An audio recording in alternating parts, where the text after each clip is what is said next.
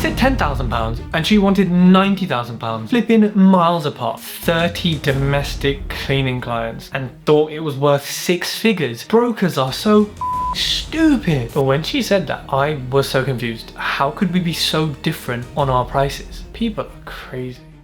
Hello everyone, welcome to the TED Talks podcast. On today's M&A Deal Analysis, I've got a stinker, got an absolute stinker. This company came up and, sometimes I just click, yeah, I'm interested. And then I see the IM and then, from the broker, like the brochure. And it's not always as detailed as it could be because brokers are fucking useless. They can barely type their own names, that's fine. I saw this one. And it looked like it was mainly domestic cleaning clients. Domestic clients are look outside your window, Auntie Doris, blah, blah, blah, anything like that, right? Generally quite straightforward and quite easy to obtain these clients. I teach people how to do it. It's easy once you know the technique and the method and things like that. And when I say it's easy, what I mean is it's easier than the commercial side, which can take months and months and months, and you could never get to a decision maker for months beforehand. So it's a little bit easier because you knock on someone's door and there's your person, but there's a lot of other reasons that make it, challenging as a business. But, in terms of difficulty, that or a SaaS software startup, the domestic cleaning is easier. But this is important. Now I thought, let me have a phone call. Why? When I've had a throat infection, do I want to keep talking? Anyways, had a phone call with a lovely lady. And it turns out it's like 30 domestic cleaning clients and two commercial clients. One they just do every year or month or something pointless. And the other one is like weekly. And they've been with them for like 20, 30 years, whatever. They've been there for a long time. But I could just tell by the type of client that this commercial one was that, it's just not a serious client. It's like some dicky little sports center or something. It's not it. Now, domestic cleaning is great when you are in the business because it's personal. People want you, they want your cleaners, they want to come around like family. And they also want fair prices because everyone knows a cleaner apparently and they can get it cheaper, blah, blah, blah, whatever. But people want certain prices. Secondly or thirdly, they're not going to have contracts. I've not come across a domestic cleaning company that has contracts. It's just the nature of it. And sellers can say, they've been with us for 10 years. Why would they quit? And it's like, well, actually they quit because it's me running the business, not you. We run things differently. Price is potentially going to change. We're not family. The cleaner who cleans for them may change because staff turnover is quite high. So how can we guarantee that all of those same conditions are going to be met when we take over the business? We can't. With commercial, we definitely don't guarantee these conditions being met, but we don't need to because the nature of the business, it's not familial, it's not saying, but it's a service, it's a B2B service. Now anyways, we're going through the conversation, asking all these things. Asking price hasn't been advertised yet, well I can remember, and I like to get to the price early, but yeah. So I just wanted to understand firstly from her, like, look, what are the clients? And now I'm like, okay, they're all domestic, you've got good relationships, they're like family, they've been with you for a long time, there's only one commercial client, which doesn't really count. Okay, no contract.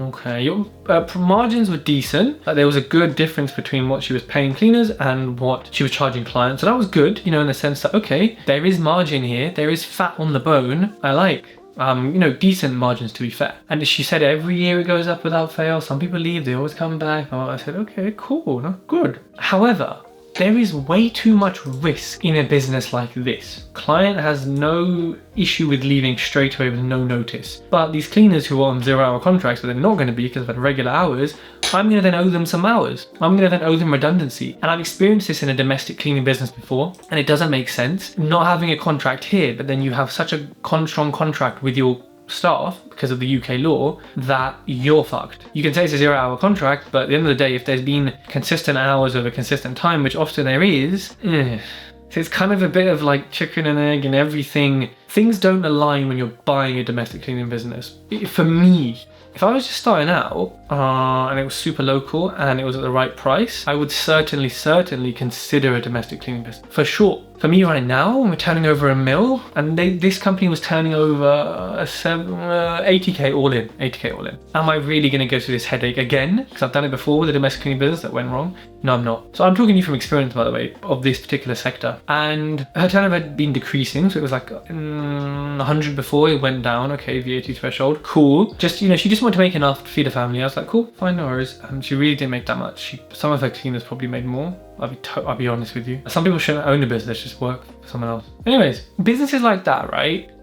Yes, it's got their blood, sweat and tears in, it's fed their family for years, the all emotional shit I don't care about. Because of that, they expect like some crazy valuation for it and they expect it to be worth like more than it is. How can it be? Because you've had it as just a, you know what, let me just get the bare minimum out of it. I don't need to grow it. I'm not fast. It doesn't even, it's not set up like a business to sell. It hasn't got ops, process, staff, whatever. But they trying to sell it like it's a real business. I'm sorry, it's not a business. It's a glorified job. And I speak to business like this all the time, not just in domestic cleaning, but in so many sectors. But people think it's not because it's an entrepreneur. And the broker comes in and says, oh, that's a lovely business. I sell these all the time. I'm going to value that at 10 times multiple EBITDA, like fucking Snapchat. Yes, a lot of the brokers are based up north. So that was my Yorkshire accent. Tell me what you think. And this conversation just, it was time to wrap it up. Now, look, I said, what are you looking for number-wise? I tried my usual negotiation. She wouldn't give me a number. I said, cool. She said, look, the brokers, they've given me a number, they've overvalued it. I don't agree with them. I said, cool, good. We're in the same ballpark. And I said, okay, cool. I said, look, and by the way, the EBIT net profit, even though she claimed it was higher later, but it's not because that doesn't make sense, was something like 20 grand. If something like 20 grand. And for me, a business like this is a punt, right? It is a, you know what? Here's 8 grand, walk away, I'll take all the liability, all the bullshit on, and we'll see what happens, which I've done before. It went wrong, and I learned from it. But there's also a chance it doesn't go wrong, and then you're laughing. But the risk is very high, so this is not for the faint-hearted. And I sort of said, look, you know what? And when she said that, her and the broker are not in agreement, and when the adjusted net profit is like, 20k-ish, I'm thinking, okay, you're probably looking for like 30, 40k for it, yeah? Cool. I said a number. I don't like saying a number for that. I said a number. I said, you know what? For all these reasons of risk, I could offer you something like, you look, it's going to be way lower, but I'm not the right buyer for you. It's not you, it's me. Something like £10,000. Okay. So, guess what she wanted? The broker said it was worth £130,000. Or that like 5 or 6x net profit on a shitty little domestic cleaning business. Sorry, I'm talking about it bluntly. No offense. And then she wanted £90,000. Oh, the net profit was 20. That's crazy. That's still like a fucking 4x, bro. The only 4x I know is fucking trading. That went a bit Liverpool. So that conversation, she was like, I could tell she was insulted by her tone of voice. That's actually insulting. I said, so is the fact that you think your business is worth 100k, auntie? Fucking hell. I mean, look, I've had some overvaluations in the past, but Jesus. She goes, it's my understanding that people get their profit back in 4 years, so it's, a 4 multiple of that. I was like, no, fucking hell, it's not 4 years.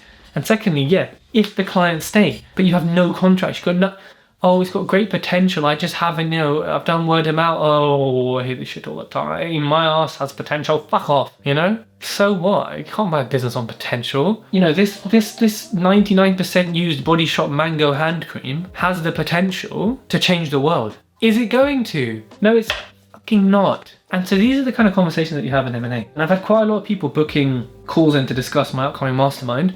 Click the link in the description for that if you're interested in that. It'd be very useful for you if you have a business or you're early stage, or even if you're turning over, a couple of mil, a couple hundred grand. But I've been having a lot of one-off, so I do one-off paid consultation calls with people where they book in and ask a bunch of questions. We analyze deals together. Basically whatever you want, we do it. So send me a message if you're interested. I'll send you a bunch of testimonials and people you can speak to. Social proof people, make sure you get it. And a lot of them have actually been looking at various businesses of sizes and I've had the same discussion with them of like, look, this is the information you got from the seller. How does it make sense? Like financially, logically, to make your money back in 4 years, right? And this person wanted like 100% up front. I was like, oh God, you're just fucked in every way. On a risk, and you still have to work for 4 years and and I was like, that doesn't make sense. This one in particular just annoyed me because I was like, yo, you're fucking miles away. I was genuinely really surprised when she said 90. I was like, oh, actually, I was like, oh, okay. Really thought you were going to be in that 30, 40k range. So that's this week's deal, people. The hunt continues. I've lost my salesperson from the cleaning business, which is very irritating. He was really good, very hard to find. So I think we're going to stagnate on growth a little bit. Our profitability will increase until we find someone new, but we are going to have a little bit of a growth stagnation. I'm going to take more ops away from my sales guy now. I'm going to take more ops away from my ops guy now, so he can jump back to doing some sales in the meantime. So yeah, I'll be a little bit busier personally, but I'm hoping in the next month or so we'll find someone. So yeah, more recruitment, endless recruitment.